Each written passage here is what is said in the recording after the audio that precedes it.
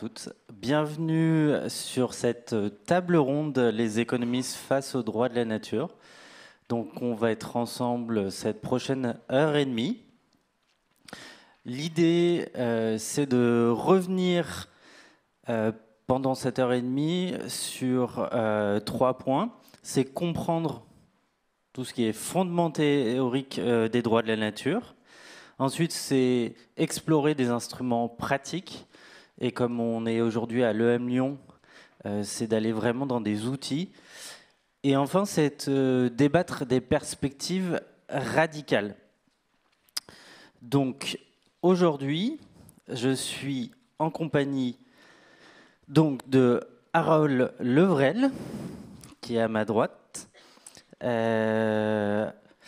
Harold, donc, tu es chercheur au MUSEM, le musée d'histoire naturelle, MHN, et tu es professeur d'économie écologique, et on reviendra notamment sur le droit comme moteur du changement écologique. Ensuite, Sarah Van Uxem, donc tu es maîtresse de conférences en droit à l'Université de Côte d'Azur, et tu reviendras notamment sur le droit et l'anthropologie et comment ça se mêle. Et ensuite, Romain Espinosa, donc tu nous parleras notamment des droits de la nature et donc tu es chercheur en économie sur le bien-être animal au CNRS et à l'ORCA. Donc tu pourras nous revenir aussi sur ce qu'est l'ORCA. Et tu auras toute cette approche sur le bien-être animal, sur la souffrance.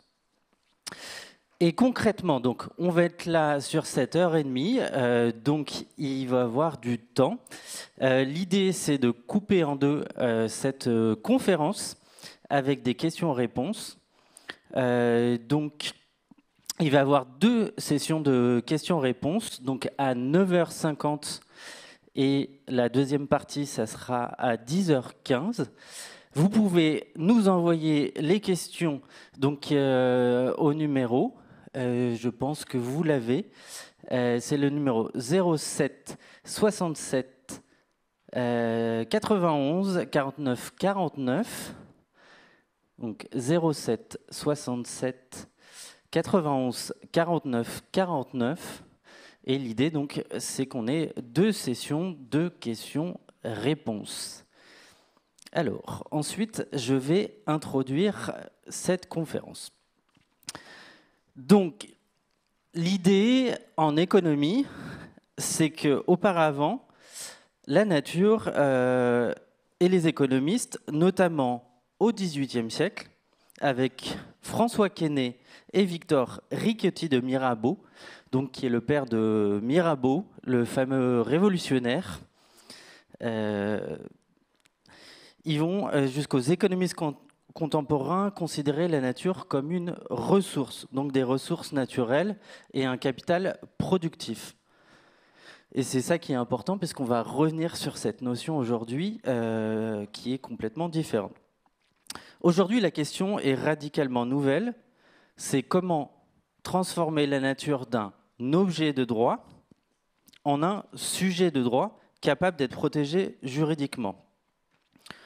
Ça pose la question du démantèlement de la propriété privée au bénéfice de la nature. Et il y a un exemple qui est fameux en Californie, dans les années 70, avec Walt Disney. Walt Disney, l'entreprise Walt Disney Company, avec la vallée de Mineral King, en Californie. Donc l'idée, c'était de créer un endroit pour skier et qui détruisait une forêt de séquoias millénaires. Et donc l'idée, c'était de créer une personnalité juridique pour être un outil pour la protéger. Aujourd'hui, cette idée, elle est largement exportée, comme en France avec le Parlement de la Loire.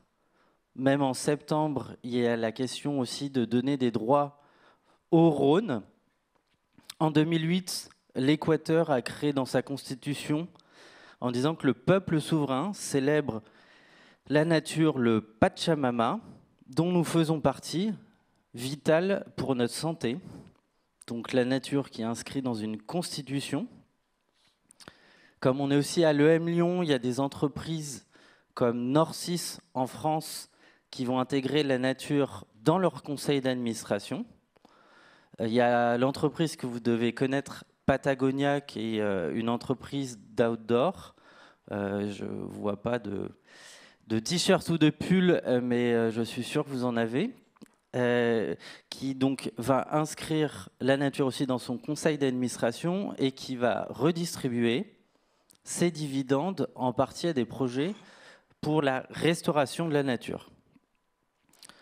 Et en France, évidemment, il y a le Code de l'environnement en 2000, la reconnaissance du préjudice écologique en 2016 et l'idée d'écocide en 2021. Donc les questions qu'on va se poser aujourd'hui grâce à vous tous les trois, c'est qu'est-ce que cela signifie de donner des droits à la nature ? La nature, est-ce qu'elle peut être un agent économique ? Et quelles leçons tirer de l'économie écologique, de la coévolution et du droit radical ? Dans cette première partie, ensuite, l'idée, ça va être de comprendre les fondements théoriques et les tensions entre les approches.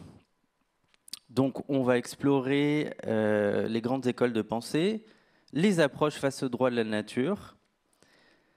Et la première question que j'aurais à poser, c'est à vous, Romain Espinosa. Déjà, c'est de présenter votre laboratoire et ensuite de présenter votre approche qui est intéressante de Santio centré.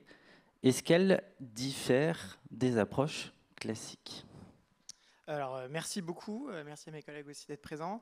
Donc, effectivement, je m'appelle Romain Espinosa. Je suis chercheur au CNRS, mais au CIRED, qui est le Centre international de recherche en environnement et développement.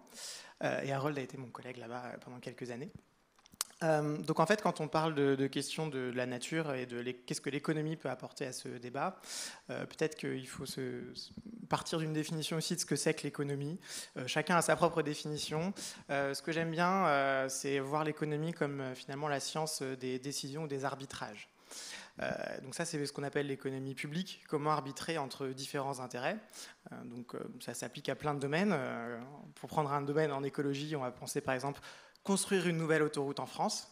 Il y a un arbitrage, il y a différents intérêts. Par exemple, certaines personnes veulent pouvoir rouler plus vite pour gagner du temps de transport dans la journée. Et en face, il y a peut-être des intérêts qui sont divergents. Si on est sur les intérêts anthropocentrés, des riverains qui ne veulent pas une autoroute à côté de chez eux. Mais on peut aussi penser ces intérêts au-delà. Et donc, par exemple, toute la biodiversité qui va être détruite et qui peut représenter aussi un intérêt. Mais quand on cherche à comprendre du coup comment faire des arbitrages entre différents intérêts, il faut savoir qui sont les personnes qui ont des intérêts et quels sont ces intérêts. Et donc là, on rentre un peu dans les problèmes peut-être qu'on a eu en économie, qui était une approche pendant très longtemps totalement anthropocentrée. Sur l'autoroute, je prends en compte que l'intérêt des humains. Donc au sens strict, c'est les personnes qui vont avoir un gain de bien-être parce qu'ils vont rouler plus vite, ou les personnes qui vont avoir une perte de bien-être parce qu'ils habitent à côté de l'autoroute. Après, on peut avoir une approche un peu plus large et se dire finalement, si on s'intéresse qu'aux êtres humains, il y a quand même des êtres humains qui se soucient de la nature. Et donc, par ricochet, certains humains sont malheureux qu'on vienne détruire la biodiversité. On peut aussi avoir une approche de la biodiversité qui est instrumentale, qui est on a besoin de la biodiversité dans le futur pour les êtres humains. Et donc, à ce titre-là, on va le prendre en compte aujourd'hui, l'impact sur la biodiversité. Donc il y a plusieurs types d'intérêts, plusieurs individus, mais ce qui est important, c'est de bien le définir. Et comme je parlais avec Antoine sur la préparation de la table ronde, pour moi, la question de la nature est quelque chose d'assez flou. Qu'est-ce que la nature ? Quels sont les individus qui la composent et quels sont les intérêts ? Donc, est-ce qu'une rivière peut avoir un intérêt propre à ne pas être polluée, par exemple ? Est-ce que ça a du sens ou pas ? En économie classique, on s'intéresse donc aux humains et principalement à leur bien-être. On reconnaît aussi des droits fondamentaux, mais on peut très vite exclure les droits fondamentaux de la question, parce que vous n'avez pas besoin d'économistes quand vous avez droit des fondamentaux. Si vous avez un droit fondamental à vivre, je ne vais pas venir faire des arbitrages ici entre votre droit à vivre et, par exemple, ma décision de rouler vite. Ok, vous avez un droit fondamental. Par contre, les zones grises, c'est quand on a tous des intérêts qui ne sont pas fondamentaux, et là, on essaie de faire des arbitrages. Ce qu'on fait d'habitude pour les humains, c'est qu'on se concentre sur ce qu'on appelle le bien-être, le welfare. Donc on a une approche welfariste sur le changement de bien-être de tous les humains, si on construit ou on ne construit pas l'autoroute. Personnellement, je travaille donc en économie de bien-être animal. Donc en fait, on étend cette conception-là. On se dit finalement, si ce qui compte, c'est le bien-être, on va chercher à prendre en compte le bien-être de toutes les personnes qui sont capables de bien-être.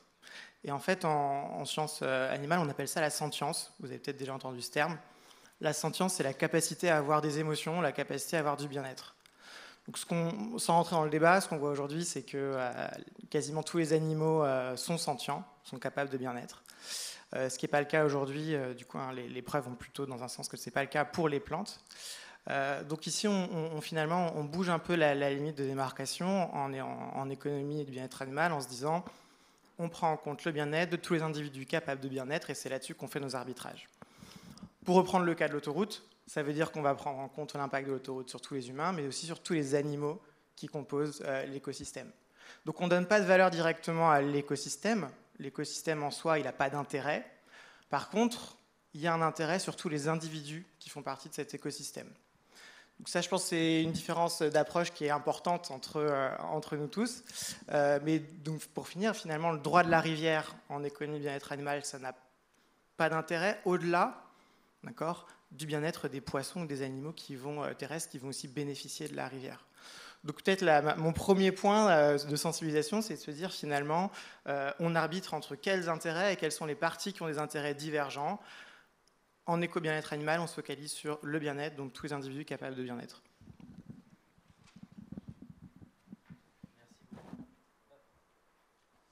Merci beaucoup. Donc, ce qui est intéressant dans ton approche, c'est la sentience, donc la capacité d'un être à ressentir, à éprouver du bien-être, et on reviendra là-dessus.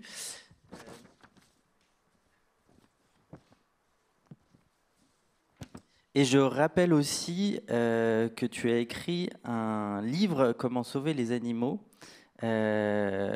économie de la condition animale aux éditions PUF, en 2021. Alors, Harold, la question, quel risque voyez-vous dans l'instrumentalisation économique de la nature ? Ouais, merci en tout cas pour l'invitation à être ici et participer à cette table ronde. Donc, à cette question de l'instrumentalisation, il faut tout d'abord insister sur le fait que l'histoire économique de l'être humain, c'est une histoire de l'instrumentalisation de la nature qui, par définition, a été assez poussée. Au moins dans les pays occidentaux, on peut pas nier qu'on a vraiment organisé, façonné la nature pour qu'elle nous soit le plus utile possible. Alors c'est pas quelque chose d'original hein, dans le monde vivant. Toutes les espèces instrumentalisent d'autres espèces. Les herbivores instrumentalisent les végétaux, les carnivores instrumentalisent leurs proies, et puis ma foi, ils n'ont pas trop le choix, quoi. Hein. Donc c'est pas un gros mot l'instrumentalisation. Simplement, l'être humain, c'est une espèce qui a vraiment été très loin dans cet exercice d'instrumentalisation, puisque, en résumé, il a, par son abondance, par ses capacités techniques, cognitives, réussi à éradiquer ses concurrents, à peu près partout. En France, le loup ou les phoques qui reviennent, hein, ces deux espèces, ont été éradiquées entre la fin du 19e et le début du 20e, parce que c'était des concurrents dans la prédation par rapport soit aux poissons, soit par rapport aux mammifères, soit ils pouvaient être perçus comme représentant un danger. En tout cas, voilà, ça c'est une manière déjà très claire d'organiser le vivant à son profit, on enlève les concurrents. Et puis le reste, eh bien, en fait, on le domestique. Alors la domestication, c'est on choisit les espèces végétales ou animales qui nous sont le plus utiles, et parmi ces espèces, les individus qui ont les caractéristiques qui nous sont le plus utiles, qui produisent le plus de viande, le plus de lait, qui ont des caractéristiques esthétiques qui nous plaisent dans nos activités, ou voilà, toute autre caractéristique qui nous sont utiles. Donc ça, c'est le phénomène de domestication qui a été cumulatif et qui nous a amené à voilà, organiser, comme je le disais à l'instant, le vivant à notre profit. Alors, la question des risques, de ce point de vue-là, elle peut être posée de deux manières. Cette question, c'est les risques pour les non-humains, donc on comprend bien qu'ils ont été très importants au fil de l'évolution. Une part d'entre eux ont disparu, une autre part a été vraiment voilà, sélectionnée de manière très, très violente. À tel point qu'aujourd'hui, pour un petit rappel, pour ceux qui ne seraient pas, petite information, on a 95% des mammifères marins et terrestres qui sont composés d'êtres humains et de leurs animaux domestiques. En termes de biomasse, c'est donc 35% d'êtres humains et 60% d'animaux domestiques qui composent les mammifères de notre planète. Donc il reste 5% de mammifères sauvages. Alors est-ce qu'on peut continuer? Est-ce qu'on va réduire à 4, 3, 1%? Donc on voit tout de suite que là ça commence à poser des questions qui sont de nature éthique, et donc notre regard par rapport aux non-humains, il peut être de dire oui, est-ce qu'on ne veut pas reconsidérer les droits de ces espèces à se maintenir sur notre planète. Les risques qui sont aussi pour l'être humain à proprement parler, c'est-à-dire qu'à un moment donné, quand on va utiliser de cette manière la nature sans forcément comprendre les interactions écologiques qui sont derrière, eh bien, on fait face à des problèmes aussi d'érosion de ce qu'on peut appeler des services que la nature nous fournit. Donc on parle beaucoup de la pollinisation aujourd'hui, on peut parler aussi du renouvellement de la fertilité des sols qui nécessite d'avoir des lombriques, qui nécessite d'avoir une microfaune du sol. On a aussi des sujets qui sont moins évidents comme la déconnexion à la nature. Il faut savoir qu'une part de notre bien-être, de notre équilibre psychique, dépend de notre connexion à cette nature. Alors, dans des formes très simples, d'avoir des végétaux autour de nous, mais aussi dans des formes plus complexes d'interaction avec d'autres espèces. Et donc, en fait, ces risques, on peut aussi les considérer du point de vue de l'être humain, par ricochet, j'ai envie de dire. C'est les deux aspects. Alors, quand on parle de droit à la nature, on a plutôt tendance à laisser de côté la seconde approche, qui est de dire finalement ce qui nous intéresse, c'est la valeur intrinsèque qu'a la nature pour elle-même, selon des considérations diverses et variées, pas forcément les bénéfices qu'elle nous rend. Mais en réalité, si on s'intéresse aux droits de la nature et des non-humains, pour le dire simplement, on va aussi indirectement créer les conditions au maintien de fonctionnalités qui vont être utiles à l'être humain. Donc je pense que c'est les deux aspects qui sont intéressants. Merci beaucoup. Et aussi, je rappelle, parce que ça permet d'ancrer aussi dans chacun de vos livres, donc l'économie face à la nature aux éditions Les Petits Malins en 2023.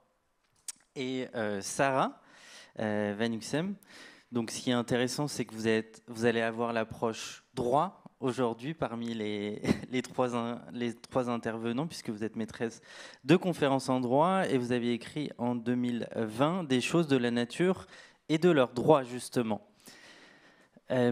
Juste, je vois une question, pas compris comment se nomme la science du bien-être animal, comment l'épeler? Donc, c'est la sentience. Oui. Alors, c'est pas la science du bien-être animal, désolé. Science du bien-être animal, c'est science du bien-être animal. C'est la sentience. Sentience, c'est la capacité à éprouver des émotions, ou bien la capacité à avoir du bien-être. Sentience, S-E-N-T-I-E-N-C-E, qui vient de l'anglais à la base et qui est maintenant aussi dans le dictionnaire français.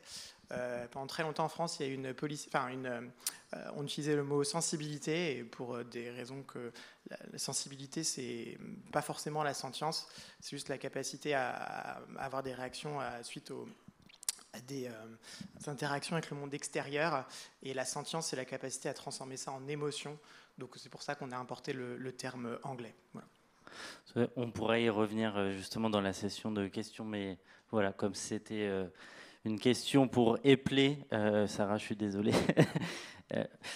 Donc, comme on va passer maintenant sur la question aussi du droit, la nature, est-ce qu'elle a une valeur intrinsèque que le droit peut reconnaître indépendamment de l'économie? Et si tu peux revenir aussi un peu sur voilà, comment le droit a appréhendé la nature. Oui, merci donc, déjà pour l'invitation et maintenant la question. Le droit de l'environnement, et plus précisément le droit international de l'environnement, il est né au début du siècle dernier avec des conventions et des traités qui protégeaient la faune, la flore sauvage, d'abord en effet pour son utilité pour les êtres humains. Donc on va trouver des conventions par exemple pour la protection des oiseaux utiles à l'agriculture. Mais petit à petit, le droit international de l'environnement est venu reconnaître la valeur intrinsèque de la faune et de la flore sauvage. Et donc, on a déjà des traités, des conventions internationales qui reconnaissent la valeur intrinsèque de la vie sauvage. Il y a la Convention de Berne, par exemple, qui date de 1979, qui est un traité qui participe du droit du Conseil de l'Europe. C'est une convention importante, notamment pour la protection des loups ou des lynx, plus généralement pour la protection de la faune et de la flore sauvage, et on reconnaît la valeur intrinsèque de celle-ci. On a aussi la Convention sur la diversité biologique, qui a été adoptée à Rio en 1992, et là on trouve reconnue aussi la valeur intrinsèque de la biodiversité ou de la diversité biologique. Donc c'est déjà du droit positif, c'est-à-dire du droit qui est en vigueur ici et maintenant, en France, mais également, vous le voyez, finalement, à l'international. Cette valeur intrinsèque, elle est reconnue, indépendamment, effectivement, de l'économie. Si on se penche sur les textes du droit français, on a en effet l'article 1246 du Code civil qui a été cité tout à l'heure, qui est l'article qui permet la réparation du préjudice écologique qui serait subi par une entité naturelle, indépendamment des atteintes qui seraient par ailleurs faites à des biens patrimoniaux ou extra-patrimoniaux humains. C'est-à-dire qu'aujourd'hui, c'était après l'affaire Erika, après un arrêt rendu par la Cour de cassation française, le législateur français a inséré un article 1246 dans le Code civil qui permet par exemple au cormoran qui serait englué dans une nappe d'hydrocarbures d'obtenir réparation pour le préjudice que lui a subi, indépendamment des atteintes faites par exemple à l'agriculteur qui serait atteint par exemple dans sa santé mentale ou physique, ou des atteintes à son territoire parce que par exemple des hydrocarbures viendraient jusque sur sa plage ou son terrain agricole qui mettons lui appartiendrait. Donc on a déjà avec l'article 1246 du Code civil implicitement une valeur intrinsèque finalement qui est reconnue aux éléments naturels. Et pour rebondir sur ce que Romain Espinosa nous expliquait à propos justement des intérêts autres qu'humains qui pourraient être reconnus. S'agissant des animaux, on a l'article 515-14 dans le Code civil qui définit désormais les animaux comme des êtres vivants doués de sensibilité. Et donc, on fait déjà, me semble-t-il, on reconnaît déjà cette part dite sentiente des animaux. Il faut savoir tout de même qu'il y a un deuxième alinéa qui précise que sous réserve des lois qui les protègent, les animaux sont soumis au droit des biens. Et donc, ils peuvent encore être considérés comme des biens meubles, notamment des ovins, par exemple, qui seraient attachés à une exploitation agricole, sont des biens meubles par nature, mobiles par nature. En tant qu'ils sont attachés à l'exploitation agricole, on les qualifie encore, par exemple, aujourd'hui, d'immeubles par destination. Donc, on ne sort pas du droit des biens, mais pour autant, on leur reconnaît leur qualité d'être vivants. Et simplement pour terminer peut-être sur ce que Romain Espinosa nous a expliqué, que néanmoins l'écosystème en lui-même ne se voit pas reconnaître une utilité propre. Le droit, à certains égards, va peut-être, et là c'est-à-dire que ça dépend comment on lit les textes de droit, plus loin, puisqu'on a dans le Code de l'environnement un principe de solidarité écologique qui est reconnu.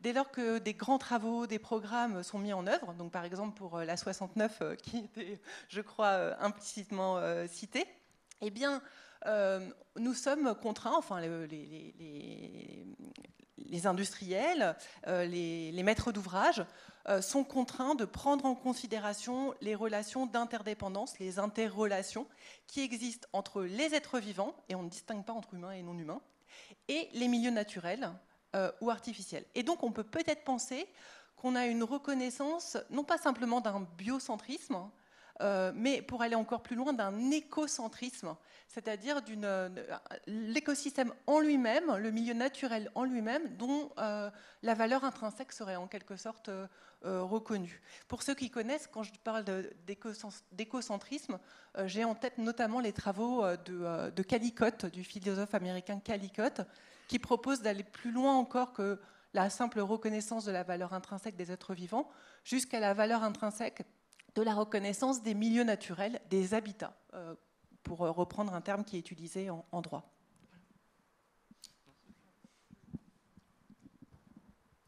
Merci beaucoup.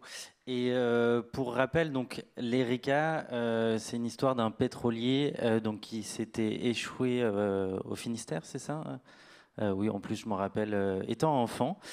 Qui s'était échoué et donc qui avait causé des graves dommages écologiques, notamment oui, sur la faune et la flore.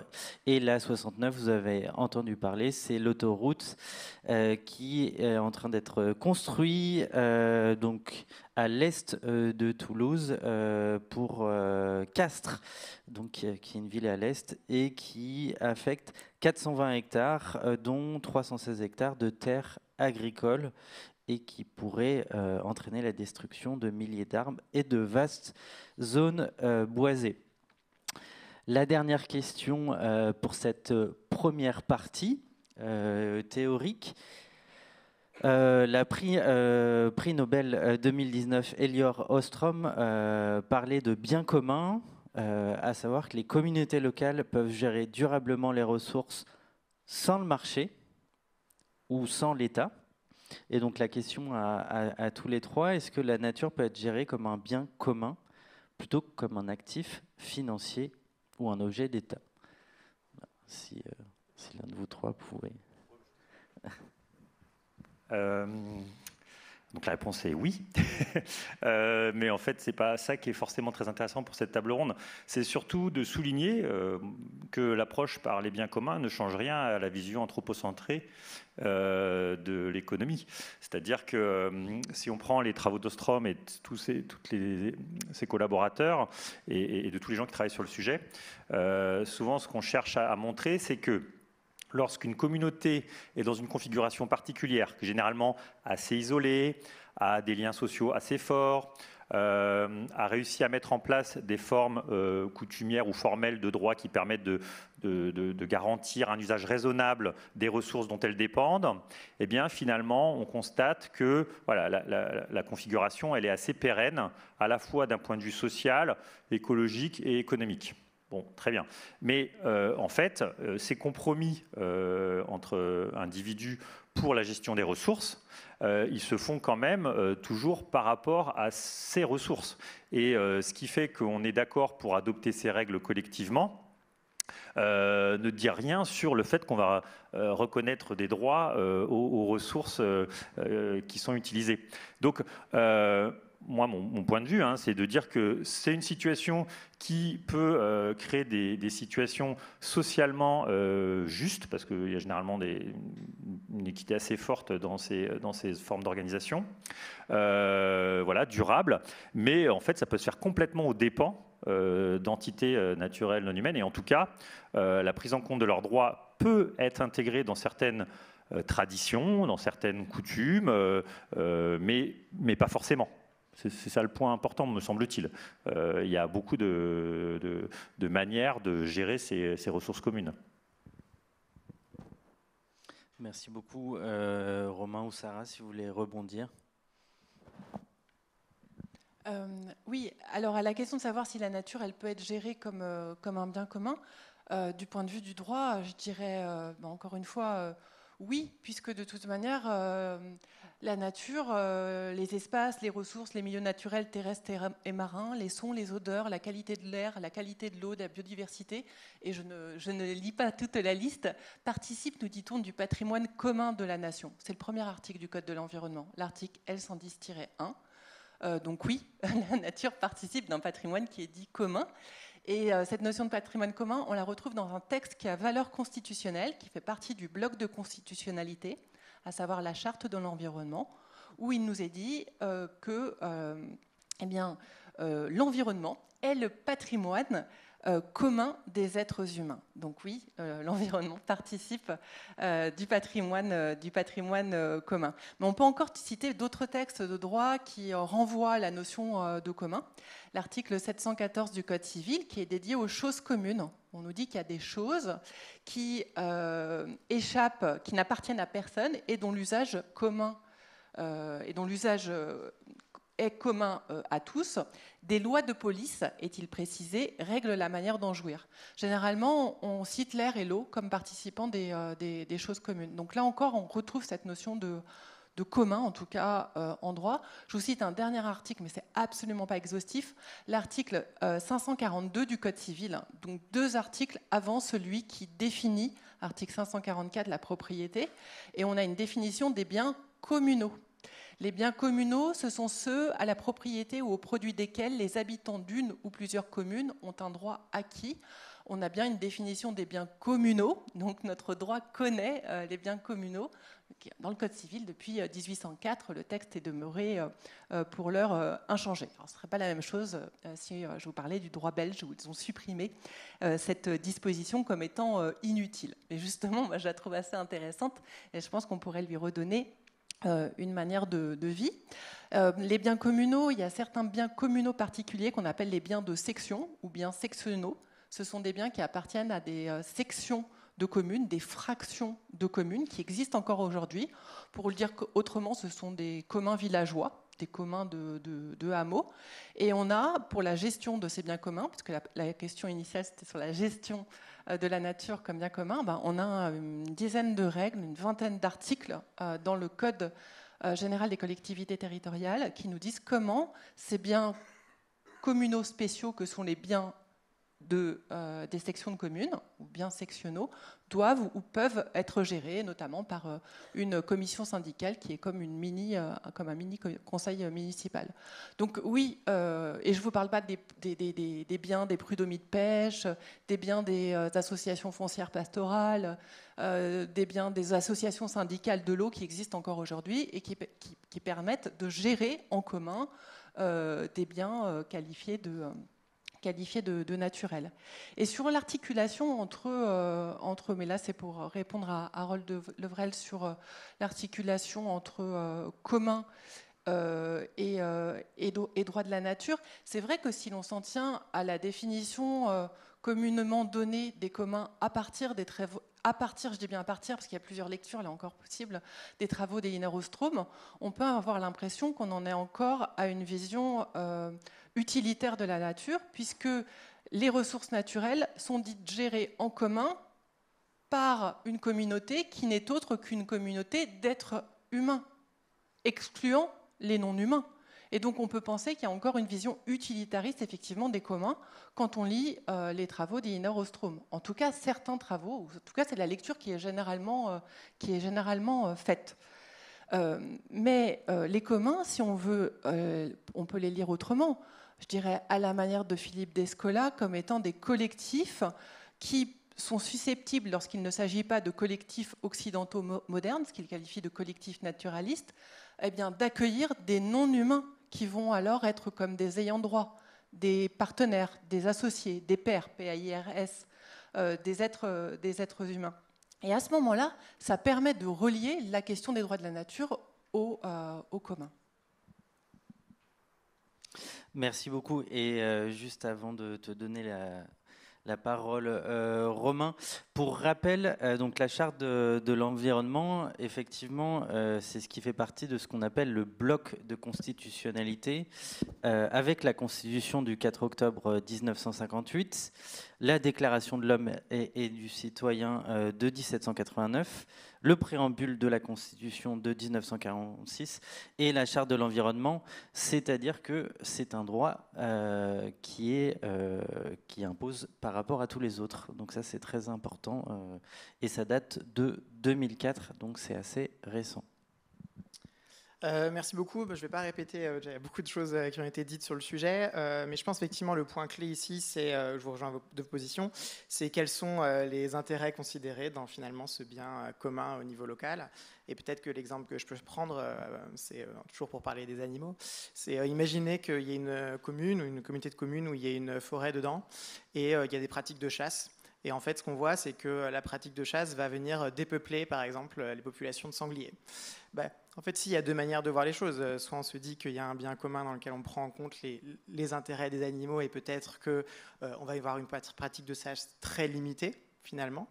On va maintenir la population, on va peut-être éviter qu'il y ait une surpopulation, etc., si ça a du sens. Et puis, il y a une autre version qui est se dire, et là, ce qu'on fait aujourd'hui, c'est on va chasser davantage et du coup faire davantage d'élevage de sangliers pour venir repeupler ou d'oiseaux, etc. Donc en fait, tous les ans aujourd'hui en France, vous avez beaucoup d'animaux qui sont aujourd'hui, on parle d'animaux domestiqués ou sauvages, en fait il y a beaucoup d'animaux qui sont entre ces deux catégories, qu'on élève et ensuite qu'on relâche dans la nature pour ensuite pouvoir chasser.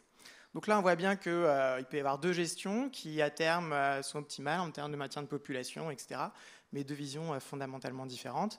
Et donc se pose la question de comment on intègre dans le processus de décision aussi publique les intérêts des partis qui ne font pas partie du processus politique. Voilà.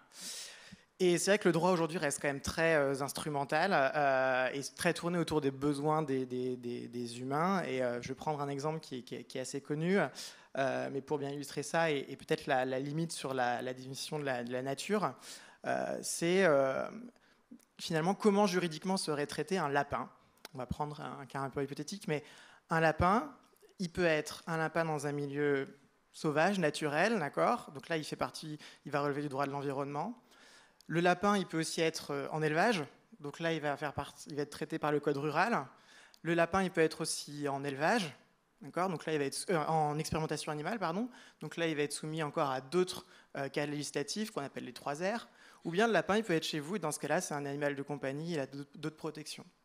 Donc potentiellement, un individu qui a exactement les mêmes besoins biologiques, etc., même capacité de bien-être, va être traité de manière très différente, avec des protections différentes en fonction d'où il est. Et donc là, ça pose les limites, parce que c'est ce type d'animaux qui pourraient être dans la nature, qui pourraient être chez nous, etc., et son niveau change considérablement. Donc comment, déjà, est-ce qu'on peut gérer un commun au niveau local ? Mais finalement, si on voit qu'on traite un même individu de manière très différente en fonction de nous, le rôle qu'on lui assigne, voilà, c'est compliqué de réfléchir en termes d'intérêts égaux. Merci beaucoup. Donc, je vous le rappelle aussi, si vous avez envie de poser vos questions, n'hésitez pas à l'envoyer au numéro qui s'affiche. Ensuite, on va passer à une nouvelle partie. C'est concrètement les instruments. La personnalité juridique de la nature, ce qui peut vous intéresser aussi, ce qu'on appelle la comptabilité multi-capitaux ou la question justement de la nature dans les bilans économiques et toutes les autres formes de protection et de restauration et comment éviter évidemment ce qu'on peut appeler le nature washing. Je vais commencer par toi, Harold. Comment intégrer la nature dans les bilans économiques ? Oui, alors, pour déjà montrer qu'il y a une rupture lorsqu'on adopte une approche en termes de droit pour la nature, comment on fait habituellement, parce qu'on arrive quand même à intégrer des composantes de la nature dans les bilans économiques financiers assez classiques, on va considérer la nature comme un actif naturel qu'on met donc par définition à l'actif et qui vient, quand on fait l'exercice correctement, augmenter la taille du capital dont dispose l'organisation. Alors ici, quand on considère que la nature a des droits, il y a une rupture de fond qui est, puisque ce n'est pas une position instrumentale, il faut trouver une autre manière de faire. Alors ça, c'est une bagarre importante qui se joue là entre spécialistes du sujet.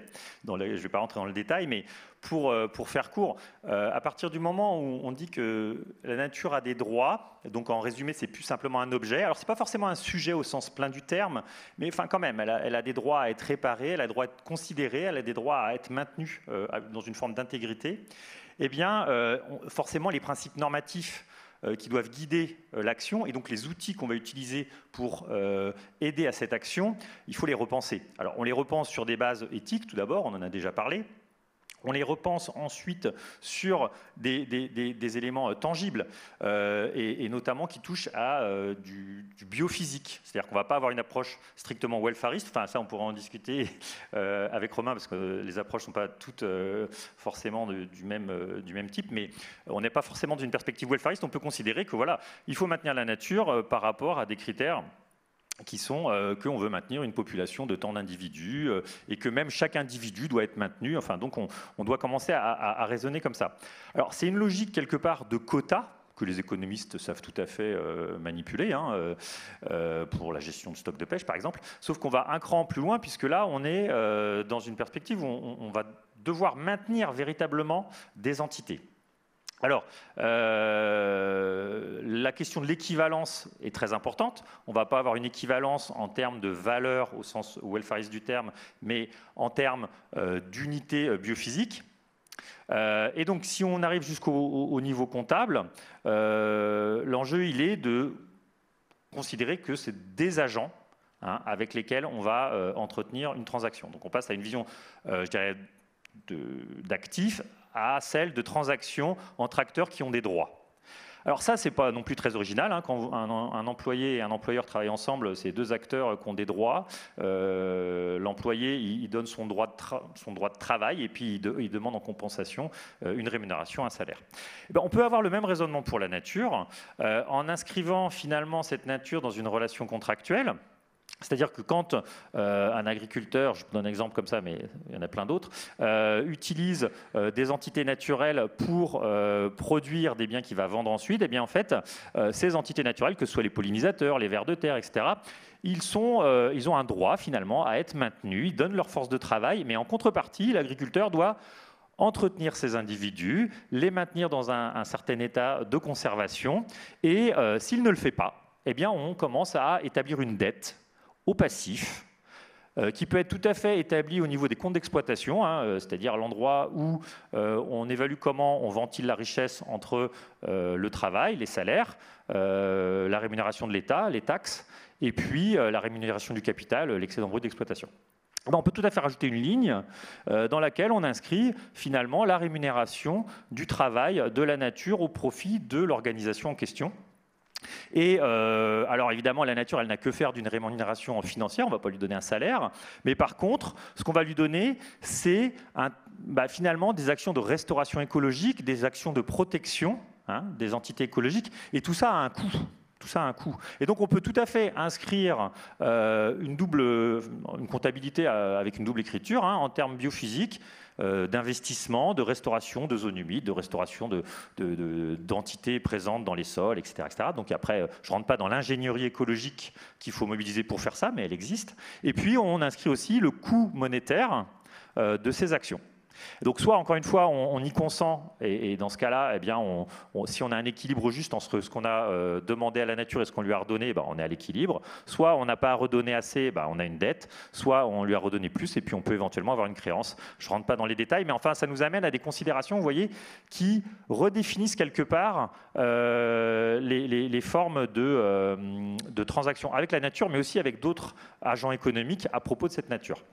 Alors, donc on a développé des choses comme ça au niveau de la comptabilité nationale dans une chaire sur la comptabilité écologique que j'avais créée avec un collègue, Alexandre Rambaud, il y a quelques années. Et alors moi, je me suis attaché à la question de la comptabilité nationale et sectorielle, parce que finalement, il y a deux manières de faire pour l'inscription de cette dette écologique au passif, parce que c'est plutôt une dette qu'on a aujourd'hui. C'est soit au niveau des entreprises elles-mêmes, soit au niveau de secteurs dans leur ensemble. Alors moi, c'est l'approche que je propose, c'est de montrer comment des secteurs économiques qui génèrent une pression particulière sur la biodiversité, par exemple le secteur de la construction lié à l'artificialisation des sols ou le secteur agricole lié à la pollution des masses d'eau. Eh bien, comment en fait ces secteurs, donc, on leur attribue une dette? C'est pas si compliqué que ça. Hein. Si on prend le secteur de la construction, on a le zéro artificialisation nette qui est un objectif pour 2050. On peut tout à fait fixer cet objectif comme finalement un objectif normatif désirable et atteignable. Il a été voté, il a été décidé unanimement, enfin il a été démocratiquement en tout cas. Et quelque part, c'est un reflet des préférences des citoyens en faveur de la nature qui ont été retranscrits dans la loi. Donc c'est assez fort, parce que ça veut dire que c'est opposable, ça veut dire qu'on peut faire du contentieux sur cette base, ça veut dire que l'écriture comptable, elle va avoir un sens très concret devant une cour de justice et éventuellement comme assiette fiscale. Donc, j'en reviens à mon point de l'écriture. Eh bien, il suffit de calculer quel est l'effort que ce secteur de la construction consent pour atteindre le ZAN à l'horizon 2050. Ce n'est pas très compliqué à faire. Hein. Voir si cet effort eh bien, il est réalisé chaque année. S'il n'est pas réalisé, eh bien, on a une dette qu'on peut calculer assez facilement aussi, c'est-à-dire que si on a un déficit de 100 km² par an dans les investissements liés à l'objectif du ZAN, eh bien, c'est 100 km² par an, on peut évaluer combien ça coûte de désartificialiser, parce qu'il y a une logique finalement de compenser ce qui a été impacté. Et ça, on sait le faire. On sait combien, en termes d'ingénierie écologique, ça coûte de désartificialiser 1 km². Et donc, c'est des règles de 3 assez simples. Et à partir de là, on peut donc avoir une dette écologique comptable écrite sur un secteur, à la puissance publique d'en faire ce qu'elle souhaite. C'est-à-dire, est-ce qu'elle veut que ce soit juste une information qui rend visible la dette écologique? Est-ce qu'elle va en faire une assiette fiscale? Est-ce qu'éventuellement, elle demande au secteur de ventiler l'effort que va nécessiter le fait de réduire cette dette au sein des entreprises qui composent ce secteur? Dans le domaine de la construction, on est sur peu d'acteurs économiques, donc finalement, on pourrait voir ça comme quelque chose d'assez réaliste. Donc encore une fois, là, après, c'est une question qui est plus politique, mais ce que je veux dire par là, c'est qu'entre la reconnaissance de droit à la nature et la mise en œuvre d'outils qui ont des conséquences et des applications très opérationnelles sur le terrain et dont les politiques publiques peuvent s'emparer, eh bien, en fait, il n'y a pas tant de difficultés que ça. Merci beaucoup. Et encore une fois, comme on est à l'EM Lyon, je vous invite à vraiment vous renseigner sur la comptabilité multicapitaux et l'approche très intéressante par secteur d'activité plutôt que par l'échelle de l'entreprise. Donc, en effet, qui peut être une approche très intéressante à creuser. Pour information, merci pour toutes vos questions. Il y en a plein, donc on va essayer de tout y répondre après les interventions de Sarah et Romain. Sarah, je continue sur la question aussi de la représentation. Quels modèles institutionnels sont adaptés en France et à l'international? Et ça rebondit sur une question du public, sur la question de la gouvernance des droits de la nature, notamment suite au rapport du GIEC, qui sont des rapports qui n'ont pas d'obligation. Donc voilà. Quels modèles institutionnels sont adaptés en France et à l'international? Je commencerai juste par rappeler, mais très brièvement, les deux exemples que j'ai donné auparavant. C'est-à-dire qu'il y a des modèles qui sont adaptés d'un point de vue institutionnel parce qu'en réalité, ce sont déjà des institutions, au sens où ils sont déjà reconnus en fait, dans notre droit. Donc l'article 1246 du Code civil qui dispose que toute personne est responsable d'un préjudice écologique, est tenue de le réparer. Là, c'est véritablement adapté à notre Code civil, puisqu'on a pensé cette disposition à partir de la règle qui est, je pense, ou de l'article plutôt, qui est, je pense, l'un des mieux connus du Code civil. Tout fait quelconque de l'homme qui cause à autrui un dommage oblige celui par la faute duquel il est arrivé à le réparer. Et c'est à partir de cette disposition qui vous oblige à réparer le dommage que vous causez à autrui qu'on s'est interrogé justement sur la possibilité de réparer le dommage causé, je reprends le même exemple, à un cormoran qui serait englué dans une nappe d'hydrocarbures. Est-ce que le cormoran est un autrui, est un nouvel alter ego? Et on peut considérer qu'avec cet article 1246, effectivement, le cormoran qui est englué dans une nappe d'hydrocarbures est comme un alter ego, on doit réparer le dommage qu'on lui cause. Donc là, c'est vraiment adapté à notre droit, à notre tradition civiliste, puisque ça découle d'une relecture, notamment de cet article 1242 du Code civil, 1240 du Code civil, pardon. Je simplifie, parce qu'évidemment, après, les travaux parlementaires se sont inspirés d'autres dispositions issues du droit de la responsabilité pour finalement rédiger ce nouvel article 1246. Juste un autre exemple qui répondra peut-être à la question aussi qui vient d'être posée sur la gouvernance, en tout cas ce que moi je peux en comprendre du point de vue du droit.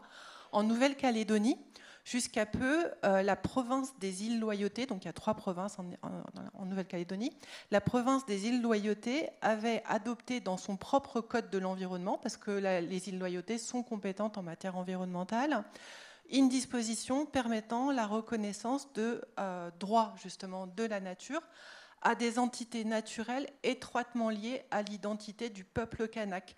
C'était, je parle au passé, l'article L110-1 de ce code de l'environnement des îles Loyauté. Et sur cette base, les îles Loyauté avaient finalement reconnu la personnalité juridique à la fois aux requins et aux tortues maritimes. Et la liste aurait pu encore être allongée.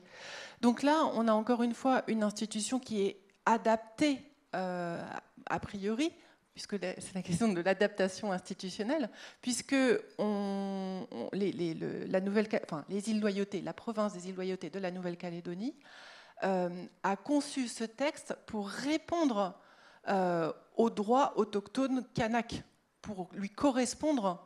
Donc il dérive en quelque sorte de cette pensée kanak. Donc ça paraît tout à fait adapté. Après, pour ne pas en rester à des cas français ou qui, en tout cas, pourraient devenir bientôt des cas de droit étranger, mais qui ne le sont pas encore, si je pense au droit international, quelles sont les institutions qui pourraient être adaptées? Je me suis demandé, mais c'est juste à la lumière de la question posée, si en définitive le droit équatorien, où on reconnaît la personnalité juridique à la terre-mère ou à la Pachamama, ne pourrait pas être adapté pour constituer comme la loi fondamentale internationale. Parce que, en fait, reconnaître la personnalité juridique à la terre-mère ou Pachamama, c'est assez critiqué de la part des anthropologues parce que c'est issu, dit-on, de la pensée de peuples amérindiens.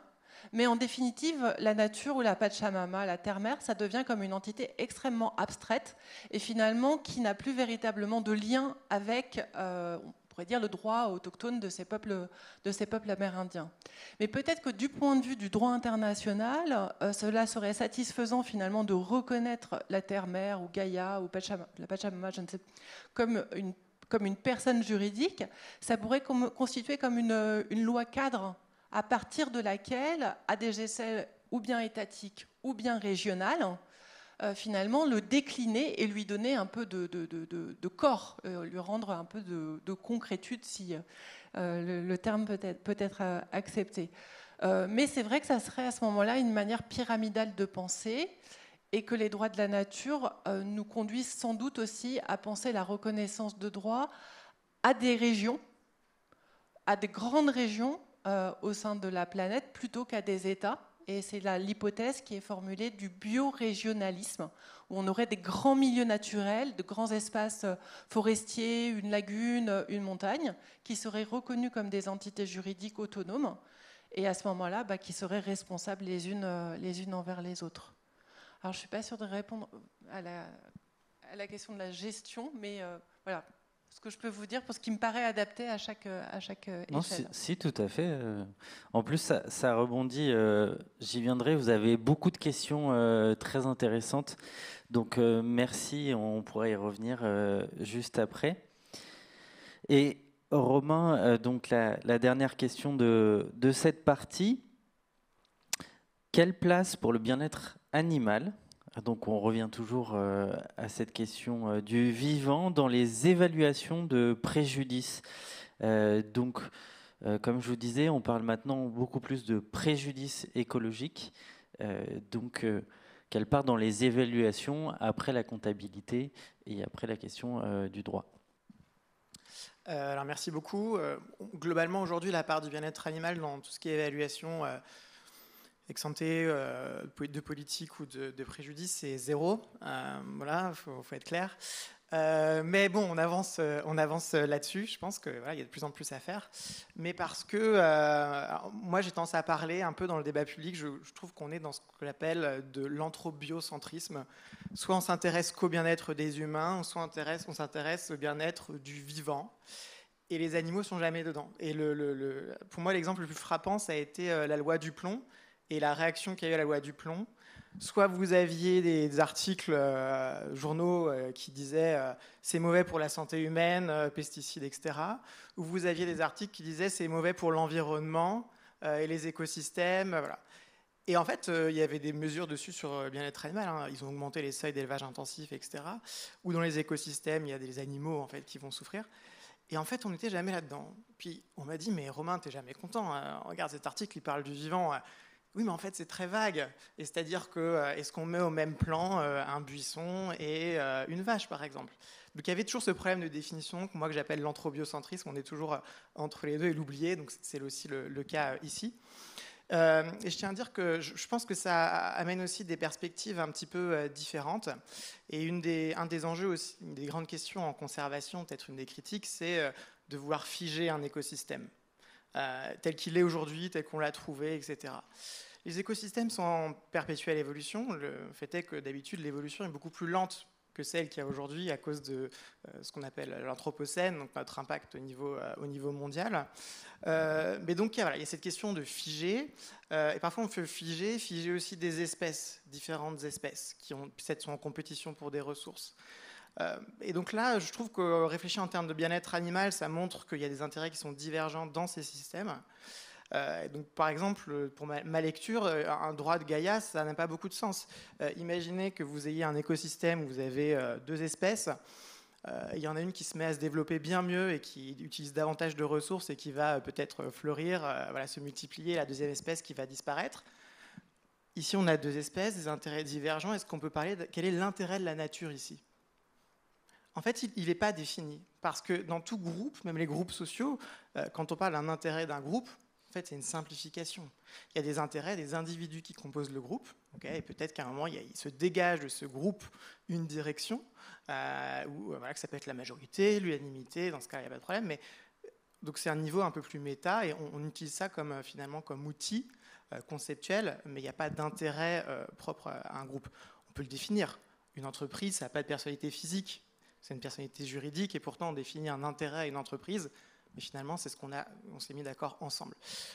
Donc, c'est des questions qui se posent très concrètes. Alors, parfois, on peut dire que tout va dans le même sens et il n'y a pas de problème. Et c'est vrai, dans 99% des cas. Il y a des endroits où peut-être ce n'est pas le cas. Par exemple, la réintroduction de prédateurs dans des milieux sauvages. Enfin, dans des milieux non anthropisés ou pas trop.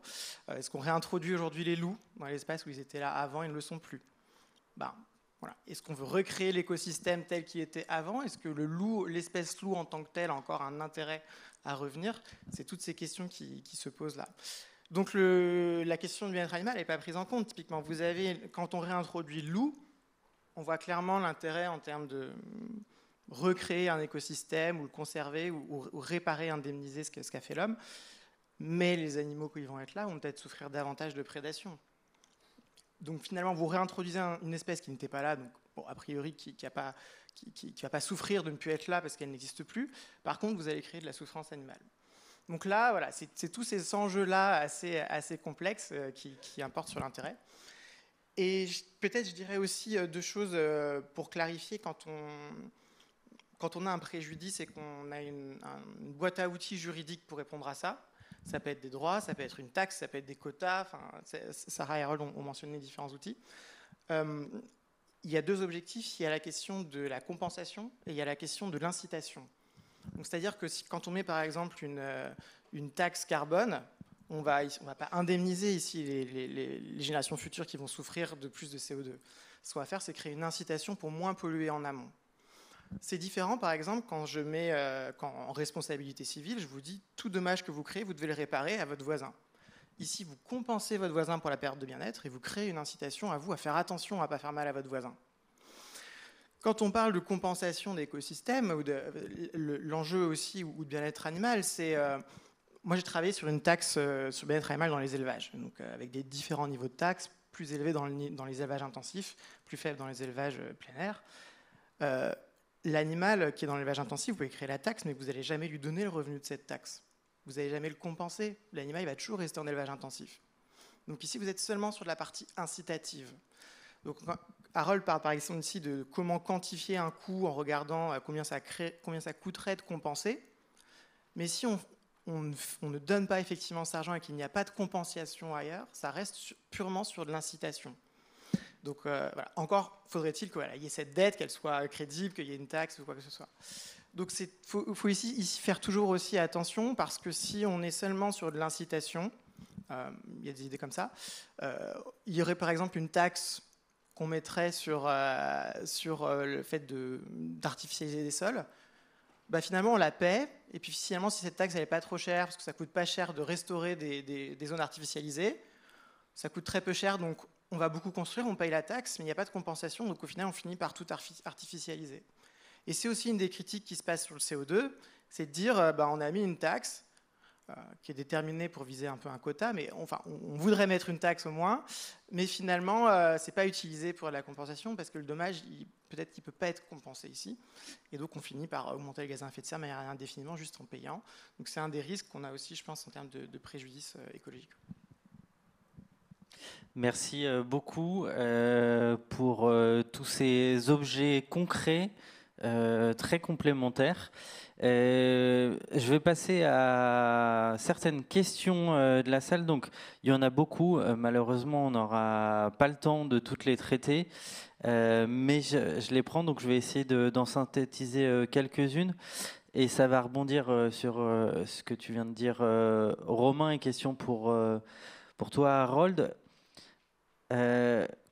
Comment mettre l'industrie agrochimique dans l'équation, puisqu'ils vendent des produits qui tuent la faune. Et concrètement, existe-t-il déjà des exemples d'inscription de la dette écologique au bilan d'entreprises, de secteurs ? Alors sur la deuxième partie, je ne vais pas répondre parce que je ne sais pas et que ce n'est pas mon domaine, les entreprises, vraiment directement. C'est mon collègue Alexandre Rambaud qui travaille beaucoup là-dessus. Sur la première partie, donc entreprise agrochimique, en fait la question c'est d'abord quand même d'évaluer simplement l'impact dont on parle.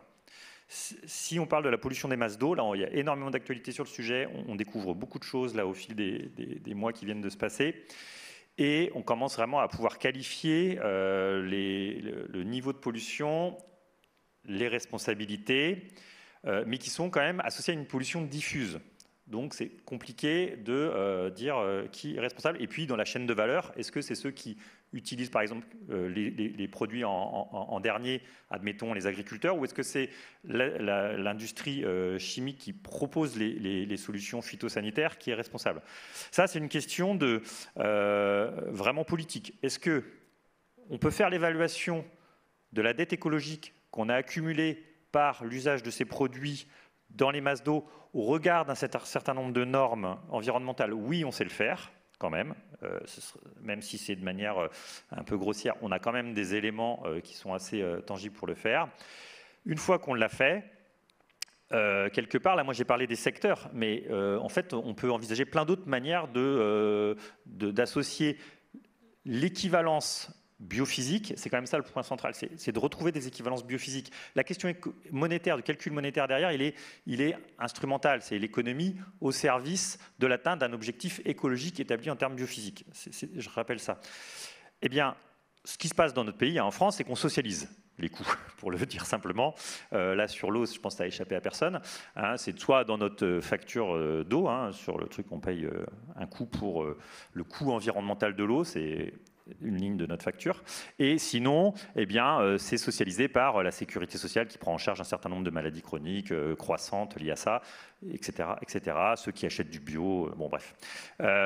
Mais en fait, il y a d'autres manières effectivement de considérer ça. On n'est pas obligé de socialiser les coûts. On pourrait effectivement considérer que c'est les responsables à l'origine du produit, c'est-à-dire ceux qui ont déposé les brevets et qui ont vendu ensuite ces produits qui sont responsables. Dans ce cas-là, eh ben, c'est au niveau de cette comptabilité-là qu'il faut faire apparaître les choses.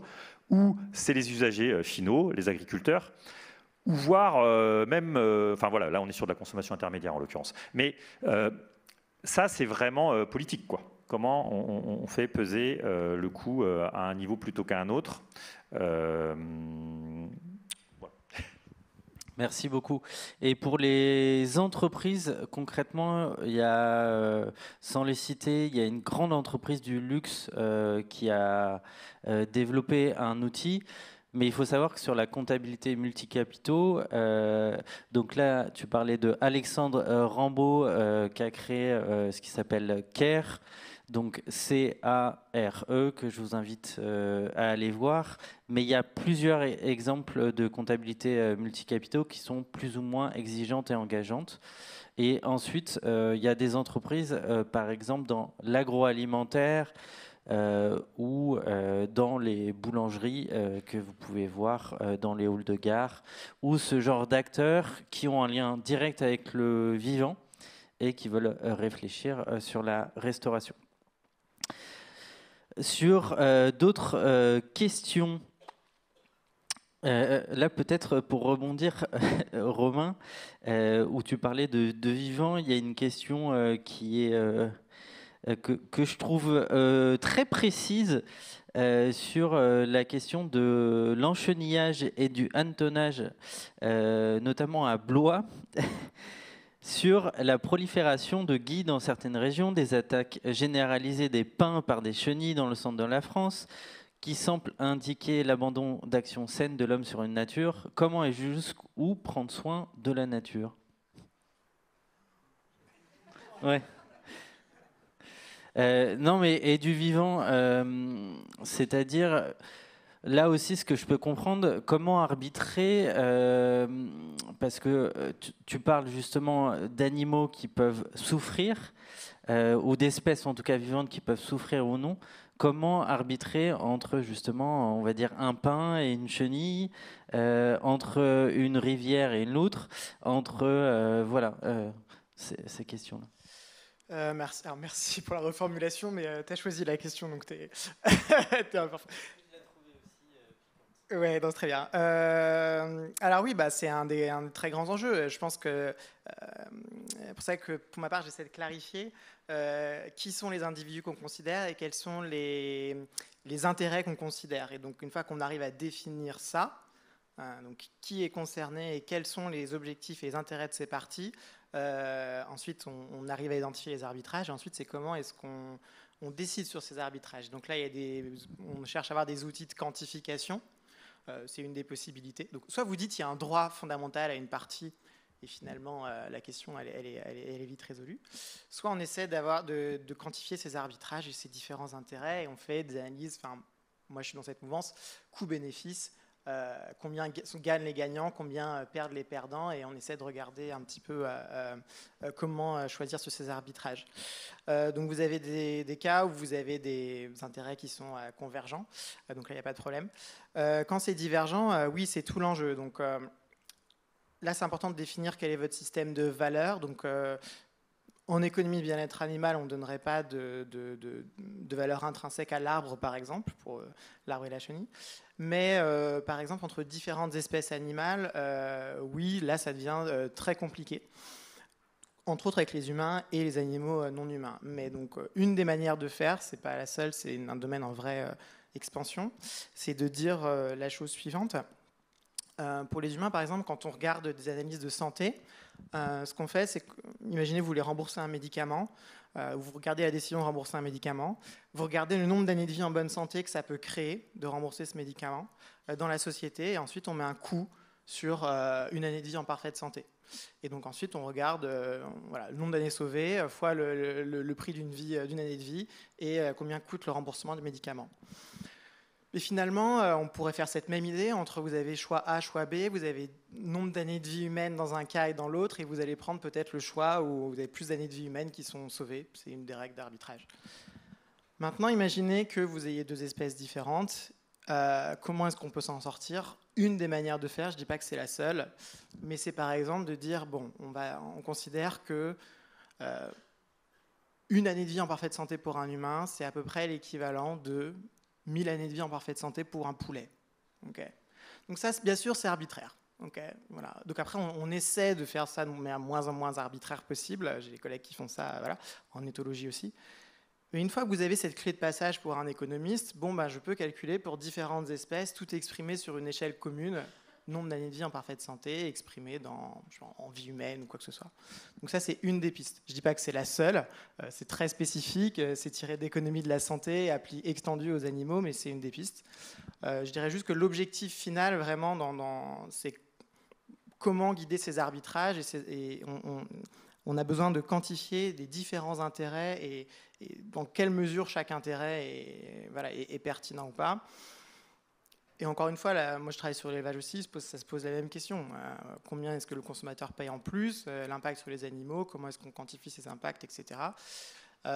Donc c'est pas facile, c'est d'autant plus compliqué quand on est vraiment dans des milieux non anthropisés, parce que vous avez beaucoup d'effets d'interaction qu'on n'anticipe pas forcément.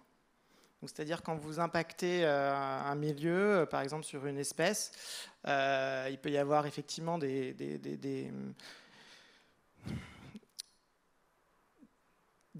impacts sur les autres espèces parce que vous avez des dépendances dans l'écosystème et donc à long terme, vous ne savez pas quel est le préjudice total que vous allez créer.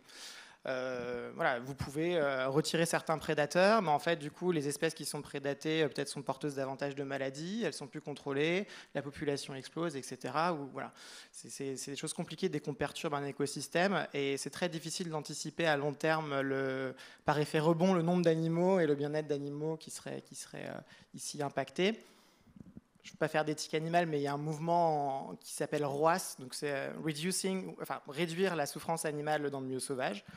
Et une des grandes critiques, donc il y a certaines personnes qui veulent intervenir pour limiter la souffrance dans le milieu sauvage.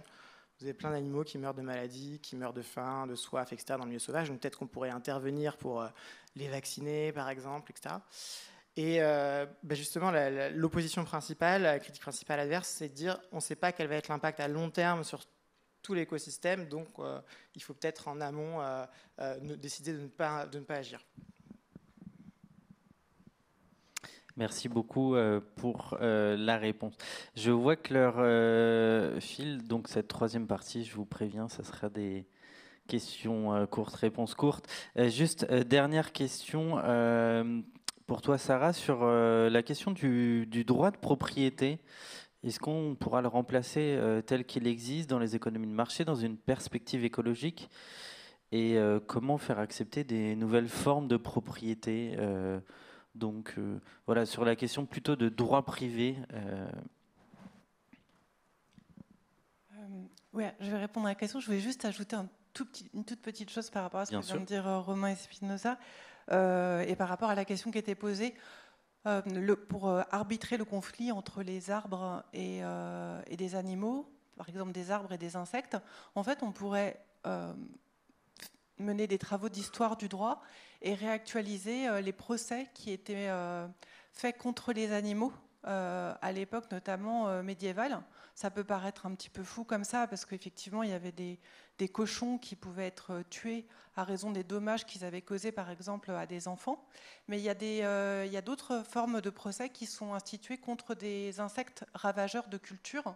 Et donc, j'ai l'impression quand même que ça rejoint ce qui vient d'être évoqué. Alors, effectivement, les décisions conduisent à demander aux insectes de bien vouloir se déplacer, et on va leur attribuer un monastère ou abandonné, par exemple, à l'extérieur du village.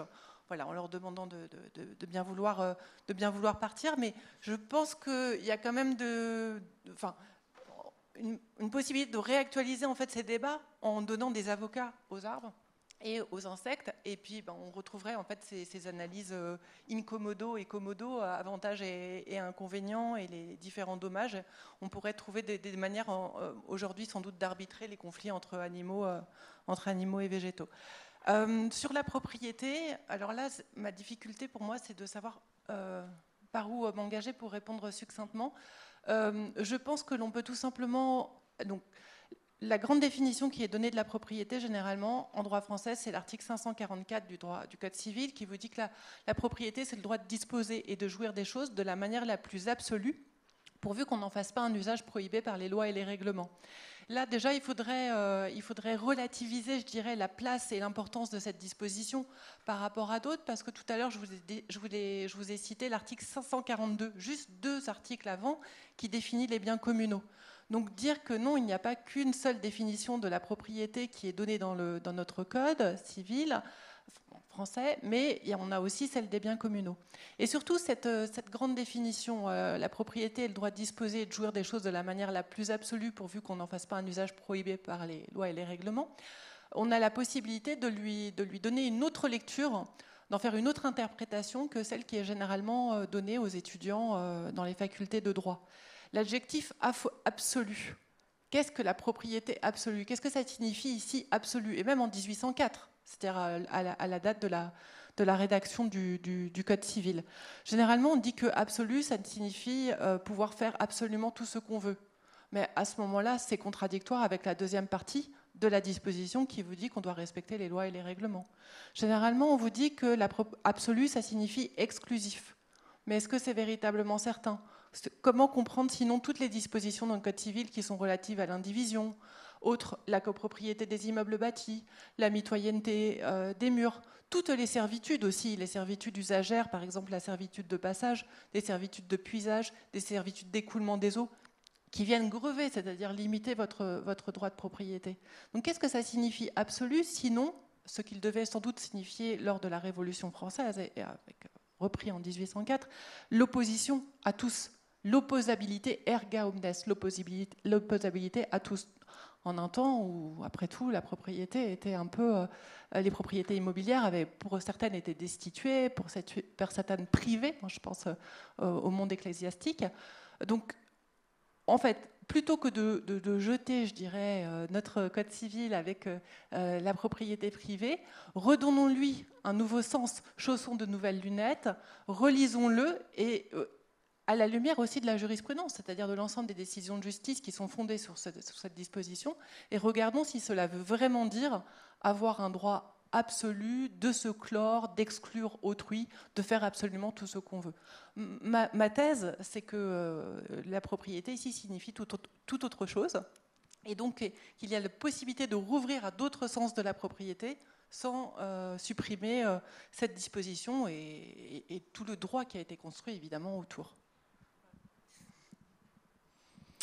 Merci beaucoup. On va prolonger parce qu'en fait, je vois qu'il est déjà 10h18, donc on va prolonger sur les questions, si ça vous va. De toute façon, je vous invite vraiment à lire leurs travaux, par exemple sur l'économie de la coévolution, des travaux passionnants. Et évidemment, je vous invite à lire The Conversation France, puisqu'on écrit des articles sur ces sujets-là. Je reviendrai là-dessus. Peut-être pour toi, Romain, sur la question, peut-on parler des expériences de Parlement du vivant? Est-ce que c'est quelque chose dont tu veux parler ou tu maîtrises ou pas du tout? Non. Non. Non, mais c'est... Oui, non, mais c'est peut-être effectivement au niveau économique.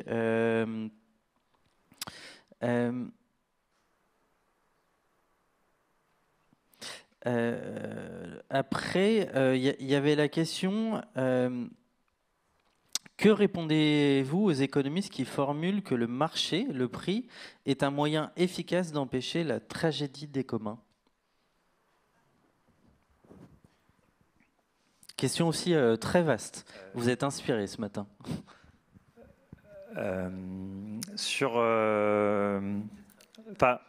Oui, oui, tragédie des communs, c'est qu'une ressource commune serait en accès libre et finalement, voilà, on prend tout ce qu'on peut le plus vite possible. C'est ce qui, notamment, a fondé en partie l'économie des pêches. Enfin, c'est une des hypothèses de départ. Donc oui, de toute façon, en fait, je pense qu'il y a plusieurs niveaux. Il y a cette idée du droit de la nature, et plus précisément, je pense que Romain il a raison d'insister là-dessus, de droit d'entité spécifique qu'il faut définir, sinon en fait c'est compliqué de poser la suite, quoi. Et d'ailleurs dans les exemples que j'ai donnés, c'était des exemples qui étaient plus basés sur les écosystèmes de manière générale et pas sur des entités. Or, c'est vraiment important de faire ça. Mais entre cet objectif de défendre des droits pour des entités spécifiques et la manière dont on le fait, qu'on ait recours à des dispositifs incitatifs, des dispositifs réglementaires avec des sanctions pénales en cas de non-respect, et ça renvoie un petit peu à la remarque aussi de Romain sur l'incitatif ne suffira pas, ça c'est une évidence, il y a des... Voilà, il y a des limites, on peut dire, hein, des limites, alors encore une fois planétaires ou à l'échelle d'une espèce, il y a une limite en dessous de laquelle elle disparaît, quoi. Et à l'échelle des individus, bon, là je ne vais pas m'embarquer là-dessus sur les questions de souffrance, etc., mais il y a aussi voilà, des questions de seuil qu'il faut appréhender. Donc, et donc derrière, encore une fois, juste pour dire que le prix, pour répondre vraiment à la question, est évidemment un aspect hyper important de l'équation. C'est-à-dire que c'est un levier qui est une évidence, c'est un levier de changement de comportement qui est à activer, évidemment. Et alors, sur les marchés, pourquoi pas? Parce qu'une fois que quelque part, moi, ce sur quoi je travaille, par exemple, c'est la conservation des zones humides, on a vu que des marchés alors rentrer là-dedans c'est compliqué, mais des marchés de compensation à des échelles très locales, lorsqu'ils étaient vraiment respectueux de contraintes biophysiques très fortes, pouvaient rendre le système un peu plus flexible et le rendre plus efficace pour atteindre les objectifs normatifs en termes de conservation. Mais voilà. Et pour rappel, comme tu évoquais les limites planétaires, donc il y a 9 limites planétaires comme le changement climatique, le changement d'usage des sols, de la gestion de l'eau douce ou de l'acidification des océans. Et 7 des 9 limites planétaires sont déjà dépassées. Donc l'idée, c'est comment revenir à des limites planétaires qui ne soient pas franchies. Effectivement, je vois Eratum pour Monsieur de Sénurins. Elinor Ostrom a reçu le prix Nobel en 2009 et non en 2019, comme elle était décédée. Ma langue a fourché, puisque dans mes notes, c'était bien écrit 2009.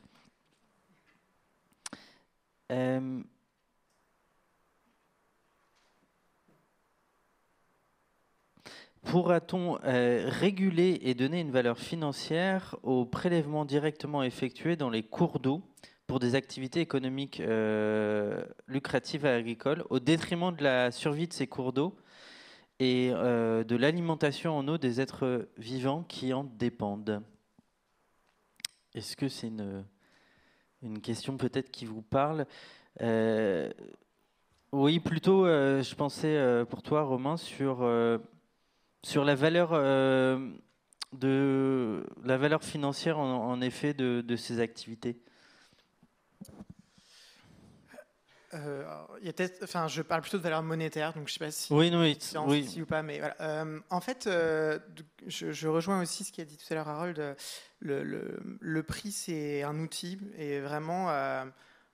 Est-ce qu'on peut avoir un outil qui reflète ces arbitrages? Et donc, voilà. De manière générale, en économie, la manière dont je vois les choses, c'est pour gérer ces arbitrages, on a une boîte à outils. Cette boîte à outils, ça peut être d'imposer des quotas, c'est-à-dire qu'on a défini les intérêts, etc., des différentes parties, et voici ce qu'on s'autorise comme prélèvement dans les cours d'eau. C'est notre quota, notre objectif.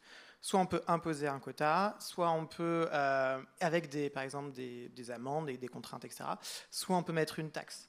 Et en fait, la taxe, dans ce cas-là, comment elle est faite?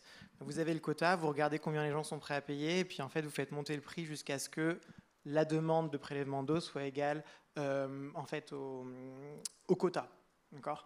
Donc pour les économistes, il y a une correspondance en fait entre les taxes ou les quotas dans un monde où tout va bien, avec beaucoup d'hypothèses, mais grosso modo les deux sont équivalents.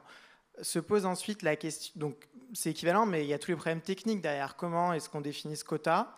Donc soit on peut partir des limites planétaires dont on vient de parler, voici ceux dont on a le droit, donc adapté au niveau local. Soit c'est plus compliqué quand vous avez, voilà, au niveau local, enfin, soit on pose la contrainte, voilà, biologique, soit biochimique, soit on va arbitrer entre différentes parties et arriver à ce quota optimal. Mais une fois qu'on a le quota optimal, j'ai envie de dire, c'est que de la mécanique. En économie du droit, on voit aussi tout ce qui est le droit avec des pénales, juste comme un prix. Il y a un travail qui est assez connu qui s'appelle A fine is a price, donc une amende est un prix. Finalement, si l'amende pour le parking c'est 20 € et que vous êtes prêt à payer plus de 20 € pour vous garer là, bon, ben, c'est juste finalement le prix du parking. Et on pourrait voir aussi ça comme un autre outil que l'économiste peut très facilement intégrer.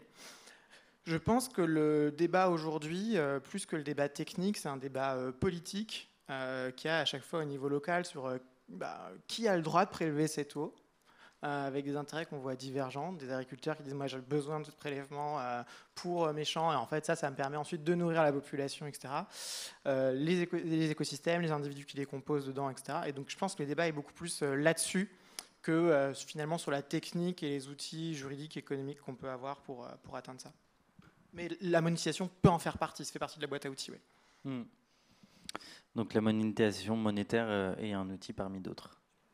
Oui, bien sûr. Et j'allais poser justement aussi, Sarah, comme on arrive à la fin, comme on avait parlé dans notre discussion, je trouvais intéressant lors de la préparation de cette conférence sur la question poétique, pour ouvrir, comme il est 10h26, si ça vous va, et évidemment si vous avez envie de donner un mot de la fin après.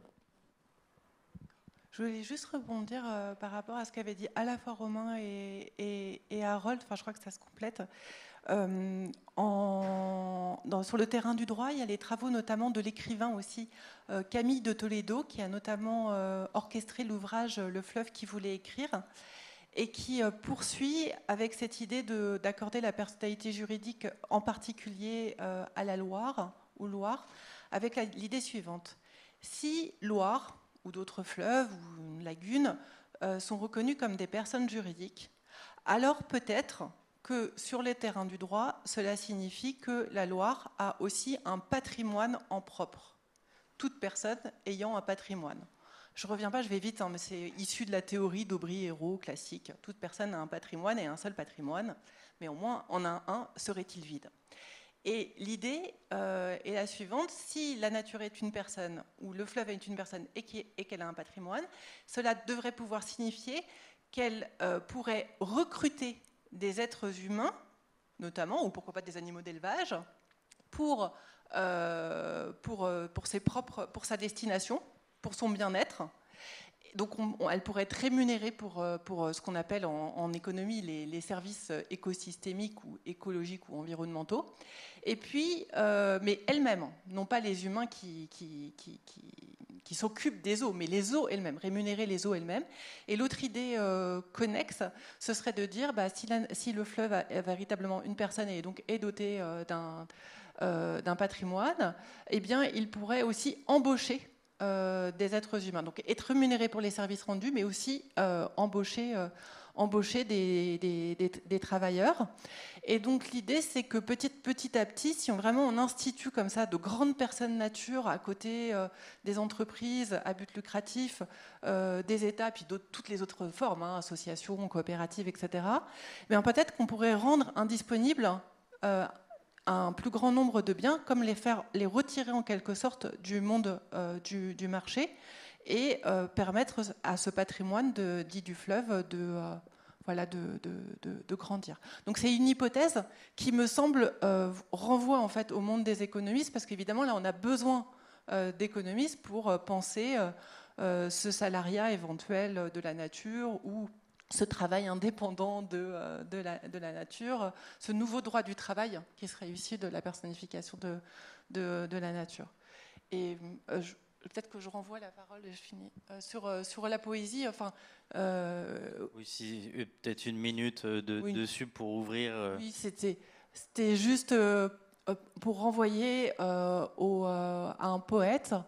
Je renvoie à un poète anglais de la fin du début du XVIIIe siècle, John Clare, C-L-A-R-E, qui pleure la perte des communs avec le mouvement dit des enclosures. Et je voulais juste renvoyer à ces poèmes parce qu'ils nous rappellent que la propriété n'a pas toujours signifié un droit de se clore et que pendant longtemps, il fallait demander l'autorisation au roi, au Parlement, de pouvoir se clore.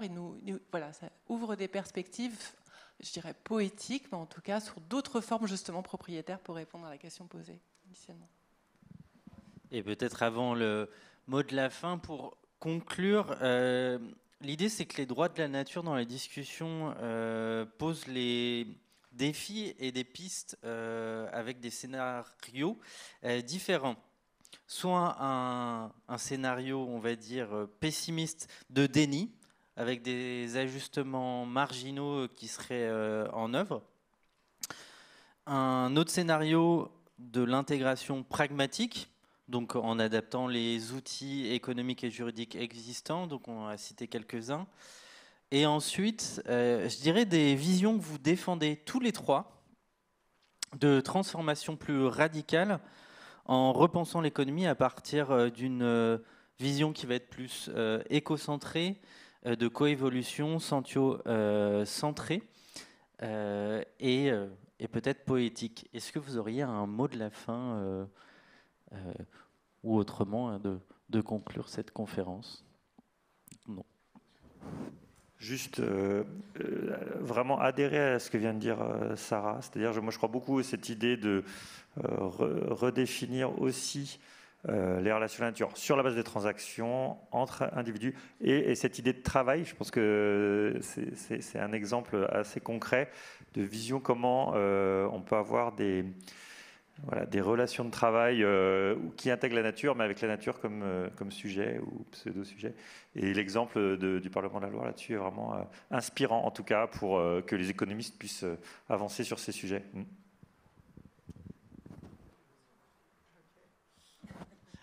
J'ai pas grand-chose aussi inspirant à dire, juste peut-être le message que j'ai porté, qui moi m'aide en tout cas à voir les débats à chaque fois qu'il y a des débats sur le sujet. Parfois, il y a des désaccords qui adviennent entre différentes parties, et c'est important de comprendre d'où vient le désaccord. Et parfois, c'est assez subtil. Donc, ça peut être sur qui sont les personnes considérées, à qui on donne de la valeur morale dans le débat. Ensuite, il y a quels sont les intérêts légitimes qu'on considère pour ces personnes-là. Et enfin, il y a l'appréciation de ces intérêts. Donc, parfois, vous n'êtes pas du tout d'accord sur qui prendre en compte. Sur une rivière, on prend en compte que les humains, versus on prend en compte aussi ceux des animaux, versus aussi la flore, etc. Ensuite, quels intérêts? C'est juste l'intérêt, par exemple, des animaux à avoir suffisamment d'eau, ou bien c'est aussi leur intérêt de pouvoir avoir du bien-être au-delà de juste la survie. Et enfin, même si vous êtes d'accord sur prendre en compte, par exemple, le bien-être des humains et des poissons qui peuplent la rivière, il y a peut-être le désaccord vient de l'appréciation sur combien c'est important le bien-être des poissons par rapport à ceux des humains. Et donc, moi, personnellement, ma grille de lecture dans ces débats-là, c'est essayer de comprendre d'où vient le désaccord avant juste de parler de la solution finale. Est-ce que oui ou non, il faut protéger la rivière et ça aide à savoir si le débat est possible, déjà, et quand il l'est, si c'est un désaccord d'intensité ou bien parfois une fracture plus profonde. Merci vraiment à tous les trois.